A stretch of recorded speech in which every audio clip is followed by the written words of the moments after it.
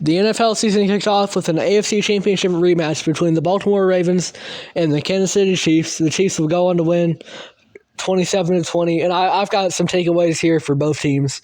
I want to start off with losers Baltimore. I just find it a little more interesting. The Baltimore Ravens, I think, even though you lost this game, you should be happy with the outlook of this team because you only lost by a single touchdown in spite of a lot of things not going your way. There were a lot of holding calls, not holding calls, illegal formation calls on the Ravens that arguably were not illegal formations, and you could have made the same argument against the Kansas City Chiefs. I know the same thing happened with their lineman. I forget his number 74 last year as well. But that's not the main thing I want to focus on. So, obviously, at the end of this game, you had the Isaiah Likely touchdown, which was ruled an incompletion because his foot was out of bounds, reminiscent of the Kevin Durant three-pointer against the Milwaukee Bucks in the playoffs a couple of years ago. And you really, I don't think you can pin the loss on that. And you know what? That's all right, because what you can pin the loss on is Lamar Jackson had an inaccurate game. And he really looked like he hadn't played a game since, January, February, whenever the AFC Championship game was. He looked like he hadn't played in so many months. And, you can kind of... He's going to get better throughout the rest of the year. You can expect that, and I'm sure he will. He's a two-time MVP. He's been in the league since 2018. He's going to know what he's doing.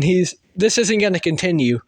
And to be able to go into Arrowhead and have a super close game with Lamar Jackson overthrowing his wide receivers in the end zone, you're okay with that because I think this proves that you can go toe-to-toe with the Chiefs, and if a couple more things go your way, you can handle them. You have what it takes to beat them. You just got to execute a little bit better. Zay Flowers didn't have the best game, but even if your wide receivers aren't the best, you've got two really good tight ends because Isaiah Likely is really showing out right now. I had Mark Andrews in fantasy, but Mark Andrews didn't have a very good game at all. However, Isaiah Likely more than made up for that, and so Likely might be your number one pass catching option, at least at the tight end position. And, you have a very good fallback option, too, in Mark Andrews. He's been great for so long. So you've got two really good tight ends. So even if you're struggling with depth of the wide receiver position, or even having a proper number one guy based off what we saw from Zay Flowers this week, you're okay with that because you have two really good pass catching threats, at least, maybe three. And Derrick Henry, he's going to catch a lot of flack for this game, too. I believe he had 5 rushing attempts on the first drive of the game, and then the rest of that first half, he only had 8, and then he had like 10 or something by the end of it, maybe a little bit more than that. But Derrick Henry, they're going to go to him more. I wouldn't worry if you had Derrick in fantasy or you're thinking Derrick is going to have a good year if you bet on that, right?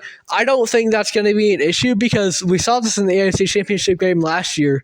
When the Ravens are down, they're going to go away from that run game. And really, it's for the worse. But they go away from the run game, and they rely on Lamar's passing. And sometimes that's going to get you somewhere. Sometimes, like as we've seen in the last 2 occurrences, it's not.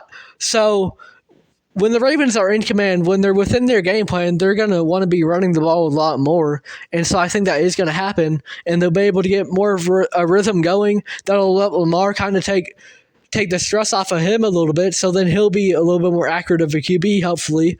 So really, there's only nowhere to go but up for the Ravens, and despite the loss, I think their future is going to be really optimistic.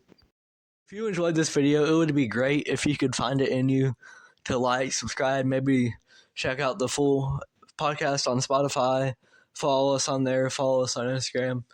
I know realistically this podcast isn't going to go anywhere ultimately, whether it's via the segments on YouTube or the entire podcast itself.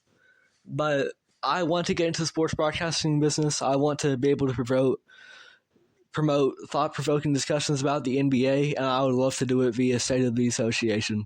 Thank you if you made it all the way through.